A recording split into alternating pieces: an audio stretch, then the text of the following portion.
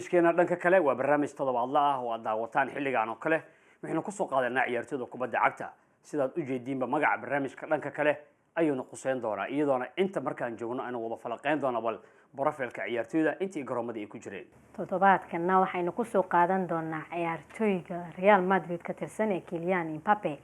ciyaartooy caan ku ah goosmada dhameystirka iyo sidoo kale speedkiisuna uu aad u sareeyo Mbappe waa mid ka mid ah ciyaartooyda ugu fiican dunida waxaana uu ciyaaraa kooxda Real Madrid sida Naciima ay sheegtayba laakiin inta aanu faahfaahintaas u gudagelin Mahad Sharif Jilicow waxaan soo koobal waa kuma Mbappe daawasho wacan ووريهان إرسراه أو كبدا عكتو بدلي حوارة سيدة ضبيشة وكله أود وريهان عسرة يريادة دا كستو جعل كبدا عكتا وحالقونا نيساوي الكدهبي جاية فرانسيسكا برسادون كوحو يقانا هالمقا عقرة وانا كليان بيبي وحالو قرتا أرض كيادكتاين عداية قبطو حرفدان عادي جهين يوليبا قولشو وكالنا يقرمض عالمكا لقصو بلاو جيد كباندي إلا يفتين كوغسر ايه فينالكا كوبكا دونكا safarkiisu wuxuu noqday mid haliyay nool oo kale oo tusaale u ah ciyaaryahan walba oo kubadda cagta taariikhda ayaana si gaar ah waxyaabo kala duwan ugu qorta laacibka lagu magacaabo Kylian Mbappe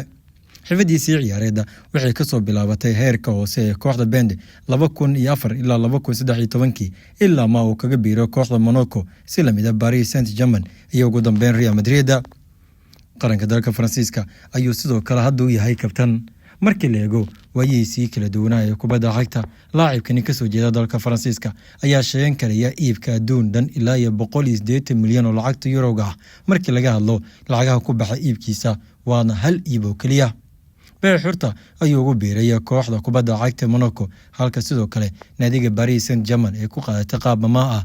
waa 31 bishii 2017 inkastoo markii dambe kowdii bishii 2018 ay si rasmi ah ugu iibsatay adduun dhan 180 milyan oo lacagta Eurooga ah daba Mbappe ayaa ugu dambeyntii bee xurta ugu biiray kooxda kubadda cagta Real Madrid markii laga hadlo xirfadiisa ciyaareedda wuxuu markaa ansixiyay goolal kala duwan wuxuu ku soo guuleystay koob farxad geliya waana nin loo adeegsan karaya ka ciyaarista ilaa iyo 4 boos oo kala duwan waa labada garab ee weerarka dhexe ee tooska iyo waliba weerarka labaad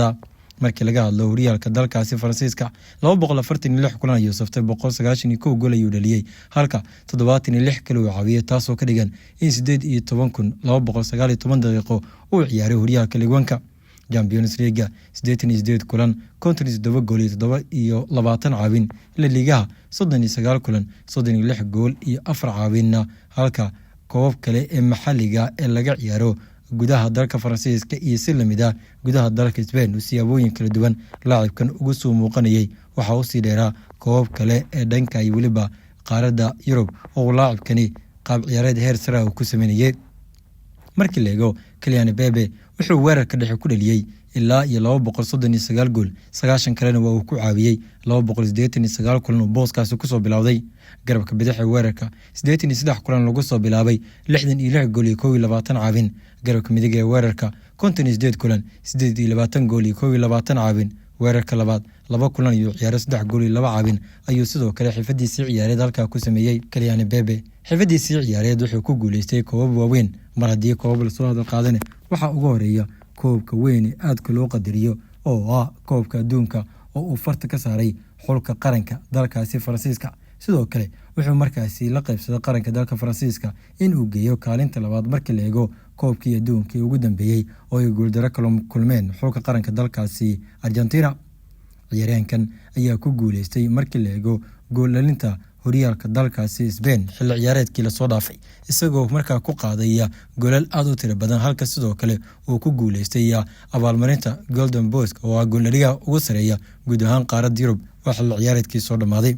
wuxuu markaa ku guuleystay ilaa 14 jeer goolalinta tartamo kala duwan oo ka qayb galay ugu dambeysay koobka La Liga si la mid ah horyaalka dalkaasi Faransiiska oo ku guuleysanayay sanado kala duwan laga soo bilaabo 2018-2019 markaas oo 33 gool ku qaaday sidoo kale ciyaaryahankan ayaa 5 jeer loo magacaabay ciyaaryahanka ugu wanaagsan horyaalka dalka Spain halka 5 mar loo magacaabay guud ahaan laacibkii ugu wanaagsan Faransiiska wuxuu markaa ku guuleystay koobka adduunka hal jeer 2018 7 mar ayuu Paris Saint-Germain iyo si lamid ah kooxda Monaco ku guuleystay horyaalka koowaad ee dalkaasi Faransiiska wuxuu kaloo ku guuleystay UEFA Super Cup oo hal mar FIFA Intercontinental Cup uu sidoo kale ku guuleystay. Wuxuu kaloo hantay koobka UEFA Nations League 4 mar oo ah koobka maxalliga ee France laga ciyaaro iyo si lamid ah koobka gudaha dalkaasi Faransiiska inta badan laga ciyaaro. Kylian Mbappe waa mid ka mid ah tusaalaha kubadda cagta xidig daayar kubadda cagta ku soo galay ilaa iyo haddana yaraantiisii iyo weliba da'da 26 sano iminka jiro si isugu mid ah kubadda cagta u ciyaaraya. waayahay aynu intaasi kaga soo laabano Maashrif Julcow iyo sidoo kale warbixinta ku saabsan Kylian Mbappe ee gudaha garoonka. isla gudaha garoonka ayaynu falanqeyn doonaa iyadoo qaybta kale ee barnaamijkan dabcan aynu ku fiirin doono dhanka kale iyo Mbappe. dhinaceega haddii aan ku bilaabo, Mbappe waa mid ka mid ah ciyaartoyda generationkan ugu fiican ama jiilkan aynu ku guda jirno, waxaana lagu tixgeliyaa inuu yahay ciyaartoy dribblinkiisa aad u fiican yahay, finisherkiisa aad u sareeyo, speedkiisana waa high, waa inaba caadi maaha. sidoo kale Mbappe waxa uu noqday ciyaartoyga labaad ee ugu qaalisan kubadda cagta, waana ciyaartoyga ugu qaalisan haddii la dhaho laacibiinta loo yaqaano teenagerska ama da'yarta, markii 180 milyan si permanent ah uu kaga mid noqday kooxda Paris Saint-Germain. Kylian Neymar ayaa ka qaalisan oo 222 milyan ku fadhiya. ciyaartoy kale oo ka qaalisan ma jiro. si fiican. Mbappe kulli maanta hadii la dhaho waa kuma Mbappe Nacimo waxa kugu soo dhacay ciyaartoy xawaaro badan, darbooyinka banaanka ka tuuro, hami fara badan leh. xidigii hore ee da'yarka kooxda Monaco riyadiisu ahayd in maalin maaliyadda kooxda kubadda cagta Real Madrid oo gashto. waxaan arkaynaa sawirro toddobaadkan aad loo baahinayay asagoo maaliyadii Zinedine Zidane 12 jirkiisii wata oo mar training yar garoonka Santiago Bernabeu ay ku sameynayeen. marka hami wuxuu lahaa fog iyo mustaqbal fog in maalin uu kooxda Madrid uu ciyaaro. taariikhiisa markaan ka soo bilaabay ninka 2010 iyo Monaco xirfadiisa ka soo bilaabay wuxuu kala guuleystay horyaalka Ligue 1 ee dalka Faransiiska 16kii 17kii, sidoo kale 2017kii asagoo da'yar 18 jira sidaas sheegtay kooxda Paris 180 milyan ayay ku qaateen, waxaana uu noqday ciyaartoygii ugu qaalisanaa ee taariikhda kubadda cagta xilligaas. inkastoo Neymar uu markii dambe uu ku sii jabiyay 7 sano xiriir wuxuu qaadayay Ligue 1 horyaalka dalka Faransiiska goolelintiisa ilaa 2024. sidoo kale Mbappe waxaa moodaa UEFA Super Cup iyo FIFA Intercontinental Cup iyo Real Madrid kulli safashadiisii koowaadba uu la qaaday. sidoo kale abaalmarinta Biagio Trophy ayuu la qaaday oo ah goolelinta horyaalada Yurub dhanba ninka ugu goolasha badnaa ayuu sisakiisii ugu horeeyay uu la qaaday European Golden Shoe loo yaqaano. Mbappe marka xirfadiisa qaramada markaan eegno 2017 ayuu isagoo da'yar 18 jira oo u saftay 18 jir ay dhahdeen FIFA World Cup-kii waan ogeyn wuxuu ahaa ciyaartoygii Faransiiska ee gool dhaliya da'yar Bale rekoorkaas haystay. wuxuu qaaday FIFA World Cup best player young player ayuu qaaday ciyaartoyga ugu da'yara Faransiiska wixii abaalmarina oo isku darsaday. marka kaalin saddexaad wuxuu ka soo galay abaalmarintii Ballon d'Or 2023 FIFA the best man playerna waa loo magacaabay. sidoo kale shaxda FIFA uu soo galay. si guud marka Mbappe waxay moodaa inuu yahay ciyaartoy xirfad leh kubadda cagta kuwada ugu wanaagsanaa 19 iyo 20 21 22 Golden Boy oo qaaday 2017 Copa Trophy oo qaaday 2018 marka individualka abaalmarinada shakhsiyadeedna marka horyaalka dalka Faransiiska uu jooga asaa Paris tonku ku watay xitaa Neymar iyo Messi hay yimaadaan asaa ahaa ninka kiimanka u ah furaha goolasha ee kooxda Paris xaalad xun oo kaga tagay si qamaar oo kaga tagay kooxda kubadda cagta ee Paris. marka waxaa moodaa xirfadiisa ciyaareed ninkan wuxuu soo bilaabay asoo da'yar oo akademiyada uu ka soo bilaabay waana original ahaan qoyskiisa Cameroon ka soo jeedaan jasiirada lagu magacaabo Djibouti hooyadiisa oo kale Faisal Amari waa Algerian. kulli taariikhaas waxaa moodaa in barnaamijka intiisa kale aan ku soo qaadan doono. Nacimo hadii lagu dhihi lahaa maanta Mbappe anaga daawadayaasha u tilmaam Mbappe nooci ciyaartoy u fasir leh hadiya waa Mbappe kale qofkaas ay arkeen waaye I know dadka hadda daawanaya football wax badan oo sharaxay male sababtoo ah nin hadda ciyaarayo waaye hadii Bale uu ahaan lahaa oo aniga naftirkii qof weyn ahaan lahaa Bale ku soo gaaray waxa ma ku soo gaaray ma sha Allah waxa dhihi lahaa Bale saas inta ku wanaagsan laakiin I know hadda qofka hadda ehel sports yahay in Mbappe wax badan uu ka garanayo. Mbappe waxa la karaa ciyaartoy fursad heesta waaye si uu u noqdo wixii ay sameeyeen Messi iyo Ronaldo inkastoo iska yarta dadka sameyn karo sababtoo ah Janiska oo ka helay internationalka laba World Cup oo xiriiro wuxuu ka noqday ciyaartoy superstar already World Cup oo haysta kii kale oo si toos ah u ma finaliga laga qaaday isla finalkaas oo hat-trick dhaliyay. Monaco laac fiican oo ka ahaa lacagaha oo lagu soo qaataa ka dareemi kartaa Paris Saint-Germain superstar weyn oo ka ahaa laakiin Ballon d'Or maxaa la ku guul dareysay Champions League mugtahay Real oo imaaday marka oo soo tagay way qaadiyas Real oo imaaday waana kooxdiisii caruurnimada uu taageerayo intuusan dabcan u noqon ciyaartoy caana marar badan waxaa la arkay maaliyadda Real soo qabo godkiisan Ronaldo waaye so waa ciyaartoy aad u fiican aan leeyahay kara dhinaca internationalka hadaa markii la ku celiyo Balilo inkastoo intii ugu badneyd aa sheegtay tusaale ahaan in Faransiiska 2017 markii ugu horeysay ka soo muuqday asagana level ahaan 18 oo ahaa World Cup uu kula guuleystay wuxuu noqday ninkii ugu yaraa ee Faransiiska ee World Cup goolka dhaliya wuxuuna noqday second teenage ka ninkii labaad ugu yaraa after Pele oo World Cup goolka dhaliya World Cup waxa tamo bandhigi already labada World Cup na gool ku lahaaya tii Croatia afarta ku dhimaanaysay iyo tii saddexda ku dhimaanaysay marka wuxuuna noqday second highest goal scorer oo Faransiiska tournamentigaas wuxuu ku guuleystay FIFA Club World Cup best player la siiyay player of the year award la siiyay oo performance-giisa ahaa Faransiisku wuxuu ka caawiyay UEFA Nations League 2022 wuxuuna yani helay markaasi top scorer award yani ninka oo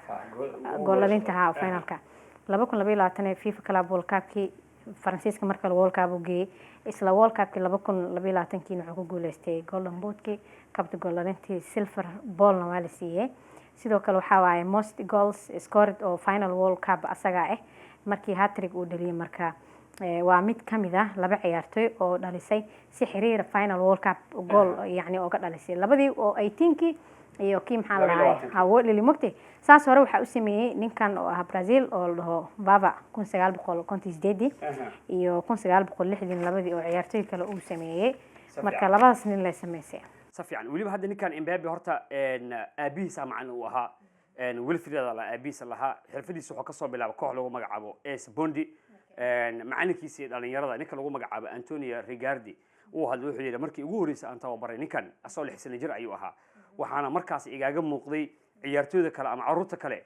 nin oo wuxuu ahaa ka takooran oo macnaha ka duwan dribblingkiisa skillskiisa fantastic ayuu ku tilmaamay ciyaartooy yar markii uu soo gaaray da'da 15 sanana wuxuu dhahaa ciyaartooy fiican waaye Paris oo markaas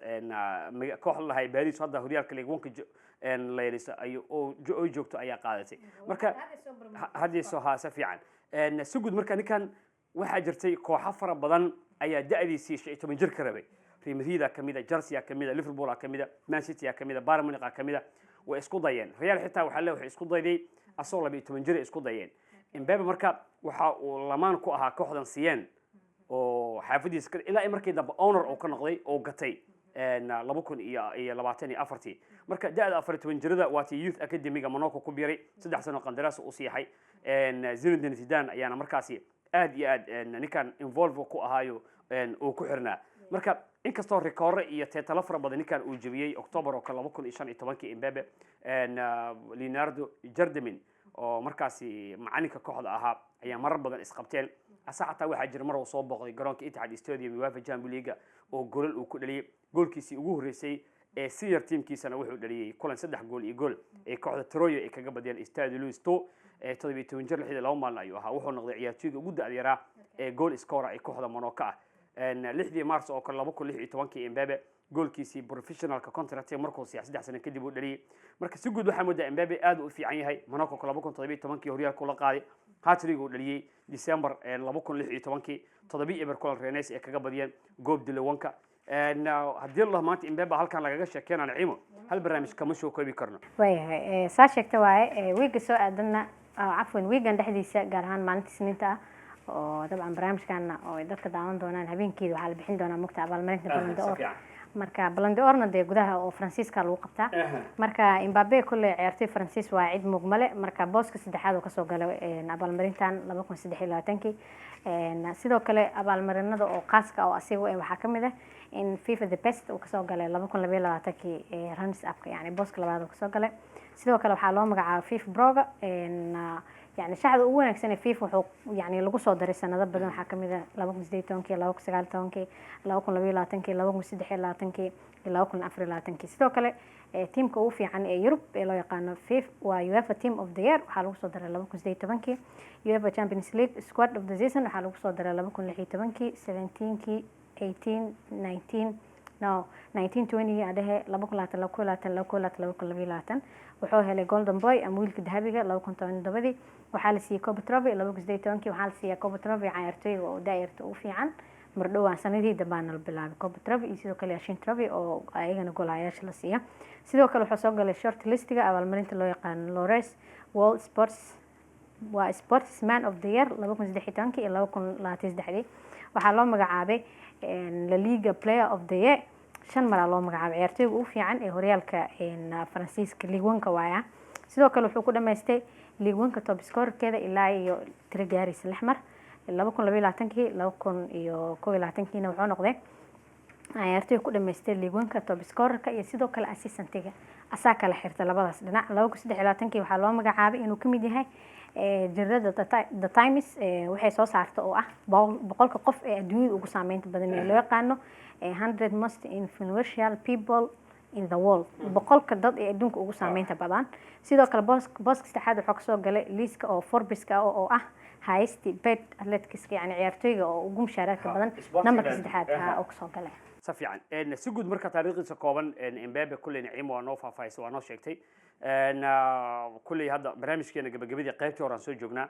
ninka horta talent waa ciyaartooy aad u fiican waay soo lixsana jiro soo bilaabay si guud markaan dadka u dhex maro xirfadiisa ciyaareed ilaa imaantana hal maalin isma bedel Mbappe kale waxaa loo doortay qaranka Faransiiska akademiga ayaa loo doortay Monaco kale markuu u siixay da'da 14 sano first teamku wuxuu saftay December 2015 wuxuu noqday ciyaartooygii ugu da'da yar ee taariikhda kaas gool dhaliya Paris 2017 qaadatay markiisii ugu horeysana lambarka 48 loo dhiibay ilaa ay markii dambe diyasho uu qaatay markaas laakiin rag kale jooga kooxda all time top scorer ee kooxda Paris isaga noqday 6 horyaal oo la qaaday kooxda Champions League final waa uu la qaaday Real Madrid 2024 ayuu ku biiray ninkan waliba waa kooxdii riidiisa waay inkastoo UEFA Super Cup iyo FIFA International Cup uu la qaaday hadana Biagio Trophy oo qaaday internationalka markaan fiirino Faransiiska wuxuu u saftay 17 sano soo jiro world champion noqday asoo da'da 19 sano jir noqday skillskiisu way fiican yihiin markaan fiirino rekoorada ninkan hadda uu jabiyay oo statistics-ka ay leedahay Mbappe waa ciyaartooy ugu da'da yar ee Champions League goal dhaliya achievement fara badan oo leeyahay all time marka goal scorer iyo kulamada finaalada uu ku fiican yahay tusaale ahaan goolkiisii ugu horeeyay 5 kulan ay Montpellier ay kaga badiyeen inkastoo rigoor uu qasaariyay haddana hat-trick oo ka dhaliyay marka final walbo imaaday Mbappe waxa la yiraahdaa waa boqorka waxa waaye finaalada waay Newcastle oo kale koox u cafiyay haba yaraatee ma jirto ciyaartooyga waxaa sid mudan weeyga hadda in Real Madrid oo goolasheeda uu qayb qaaday labadii gool ma sanadkanba 80% goolasha Real ay dhalisay haddii laba dhalis labadu leeyahay ama hal uu leeyahay marka waa hadii uu ka qayb qaadan doono guushooda ku aadan Champions League si yani uu noqdo Champions League ugu horeysay oo qaado laakiin yani ma aha finalkii ugu horeysay oo Champions League oo ciyaaro sababtoo ah oo soo ciyaaray already Bayern Munich oo ciyaarsameen marka Bayern ka qaaday marka wax badan aan kaga helnaa oo Mbappe ku aadan banoonigiisa way xasuusinayna le marka qaybta kale afiirina bal oo Mbappe ku aadan insha Allah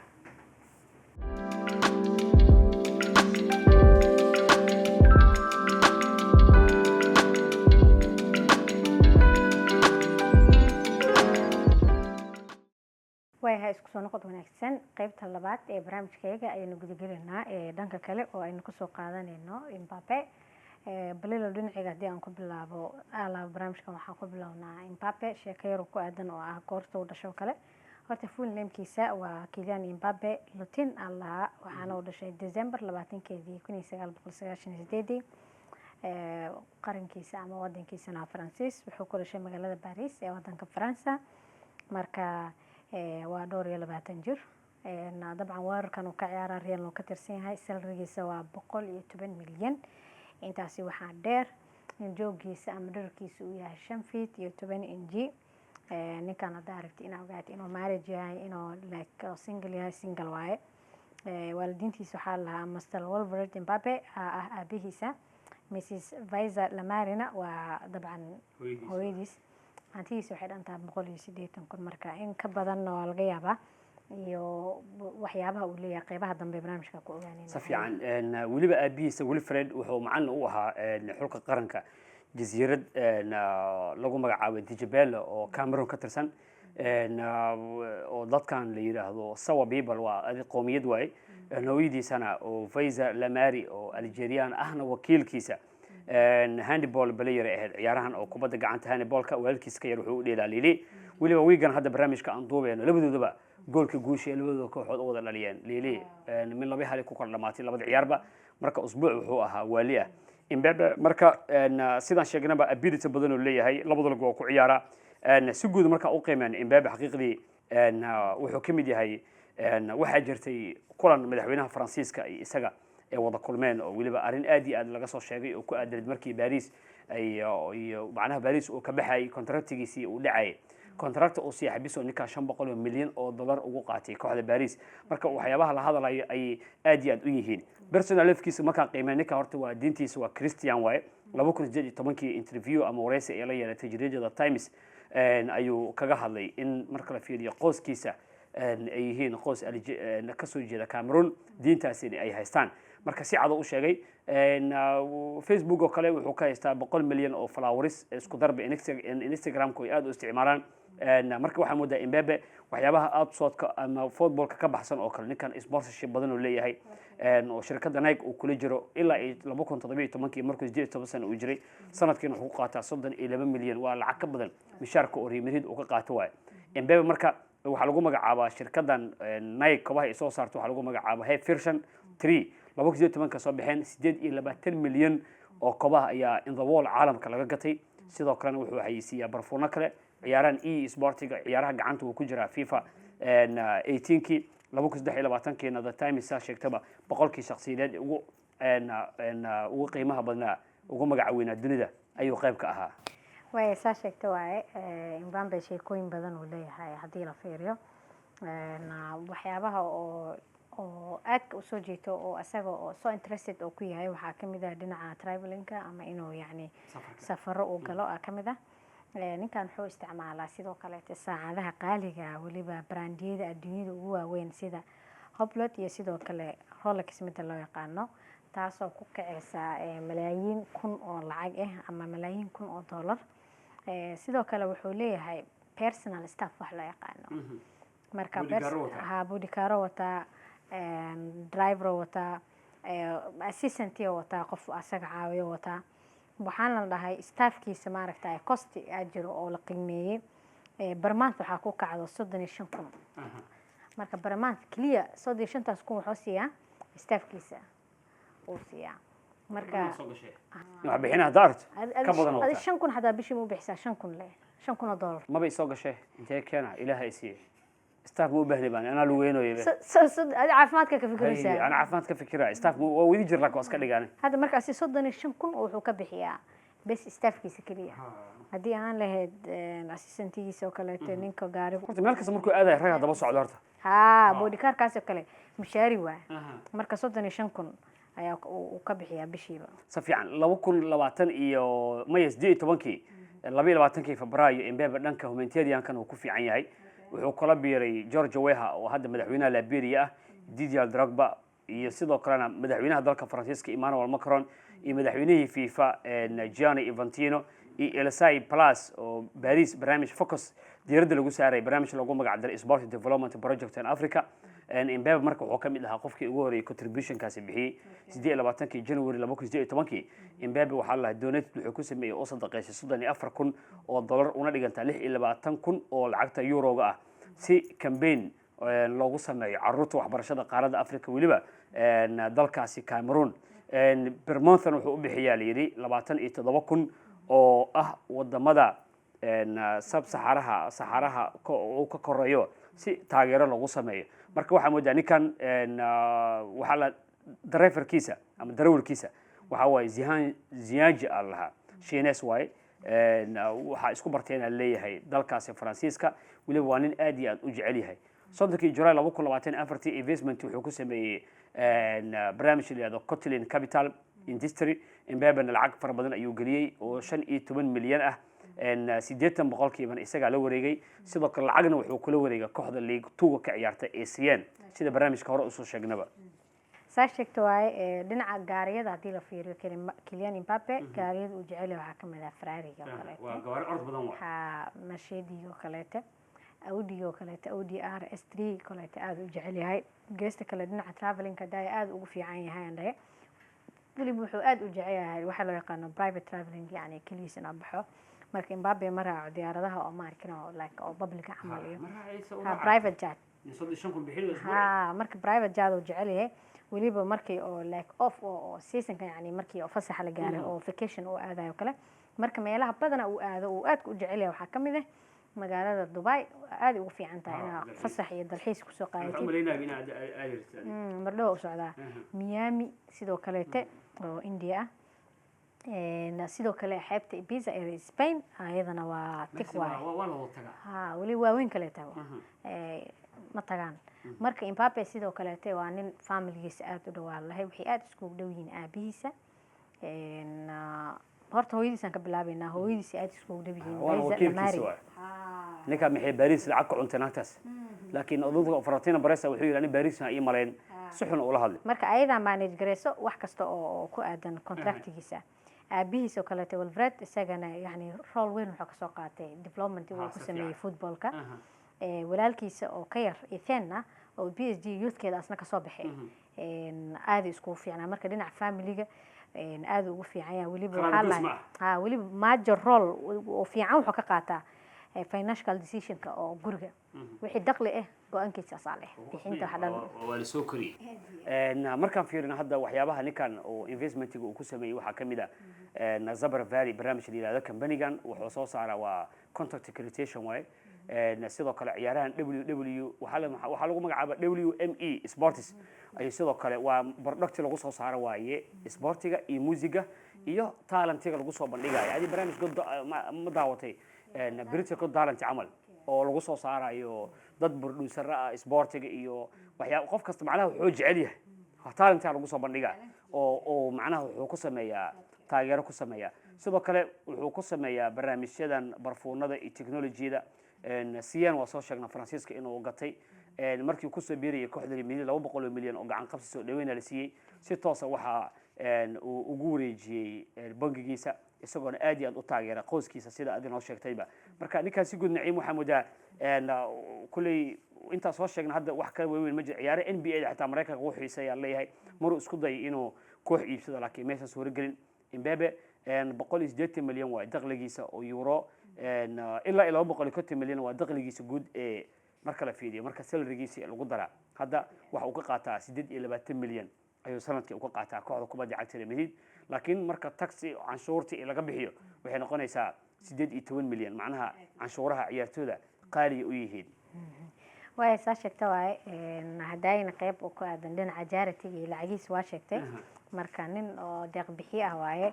loo ku deetonka kale World Cup-ka lacagii ka qaatay 500 oo kun oo dhinaca charity oo siiyay wuxuuna ku support gareynayay sports programka wadamada Faransiiska iyo sidoo kale qaarad Western Africa sidoo kale wuxuu aad kaga qayb qaataa waliba dakhli badan oo ku bixiyay caruurta soo koraysa saameynta ku aadan footballka ayadana aad u caawiyo marka Mbappe waa laacib taariikh fog leh oo hadii la dhihi lahaa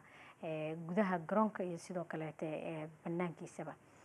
I think waa sheegna soomaha platformkiisa sida Facebookiisa iyo meelaha kale akoonadiisa wuxuu ku leeyahay si fiican Mbappe kulli hadda marka la fiiriyo Facebook oo kale wuxuu ku leeyahay 17 milyan oo wuxuu ku leeyahay oo followers ah ciyaartooydan oo waaweyn inta u badan waxay isticmaalaan waxa waaye Instagram isticmaalaan Instagram-kana Mbappe wuxuu ku haystaa 126 milyan waa aad u badan yahay macnaha update waaye marka waxa mudaa ninkaas uu ku fiican yahay active-ka tidii kale qofka markuu famous iyo celebrity uu yahay businessman uu yahay ninkaas soo sheegna hadda investment badan uu sameeyay kambaniyashiisa hadaadan waxa social media aad keenin hadda wixii dhan waxay noqday social media hadaadan marka badeecada waa tii banaanka taale hadaadan suuqa geeynin cid ka gadanaysa malaha marka wuxuuna ku jiraa Balilo ciyaartoy loo yaqaano registered football players oo dhawaan soo baxday marka waxa ugu sareeya waxa kamid ah ciyaartoyda Patland Diski 140 Gareth Bale Bale waa 145 Balin ma daawata haliyada ciyaaraha haliyada adiga bishan laba mar ay dhacay mugtahay mid waxa arkay Real Manchester ay aadeen oo Rooney iyo Gisembach Vidic Ferdinand Kaka Ashley Cole ku jira Kaka Puyol Ronaldinho Buffon iyo Casillas waa badnaayeen adiga marka China lagu dhigaa sanadkii hore maal qabsan kamal Drogba Chelsea Drogba uu jiray ha Terry xataa ku jiray waxa kale oo ku jiray Arsenal Henry ku jira Liverpool waxa uu jiray Steven Gerrard waxa kale oo ku jiray ninkan oo Haaland isku dankiin John Rizzi kaasa ku jiray marka dad badan ay ciyaarayaan magta marka Gareth Bale iyo Hazard ku jiray marka Bale saasi igu soo dhacday marka qof wuxuu dhahay way halyeeyadan dhan loogu daraa Gareth Bale iyo maxaa lahaay Hazard halyeeyo maabe halyeeyo way wixii kooxoodii halyeeyo laakiin dadkaas markay meesha marayaan ma ragaas maqaamka ay joogaan iyo da'da dad waaweyn ku jiray Robert Pires dadkaas ku jira xataa ya rag waaweyn ku jiray Hazard iyo Melo Henry u joog wax ma ka sheegayaan marka ayagana waa ku jira marka laba tiim loo kala dheelaa tiimna defenders waaye oo difaac waaye tiimna waxa waaye weerarka waaye marka Henry iyo Melo maraan iyo Gareth Bale iska celi kara iyo Hazard maya ayaga la tuma sanadkii hore waa la tuma sanadkan waa la tuma because of difaaca Drogba dheelo Drogba ma wax difaaci karo maya macna wixii weerar Melo maraya wixii Melo maraya Drogba camal Drogba iyo Henry waxay dheelayaan 45 maya ashli kora gool hay garay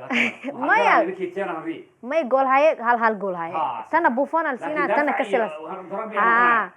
marka teamkan defensiga way ku fiican yihiin markii hore difaac ahayn ma Ray Ferdinand iyo Fergie ciyaaro dhalintooda marka hal koox xabay iska raadsanayeen laakiin ku difaaca teamka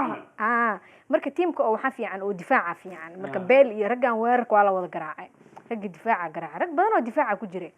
marka lacagtii intaas ay dhantay Ronaldo Nazario kale 160 ay dhantay Wayne Rooney oo kale Rooney xataa uu ciyaaraya ciyaarta lajnada weerarku uu ciyaara laakiin waa laga bidi marka weekend hadda oo dhamaanayna mid kala dhacday Portuguese Legends iyo waxa ciyaareen World Legends yani Portuguese waxa ciyaaraan ninkii Viga ahay waxa uu ciyaaraya Quaresma iyo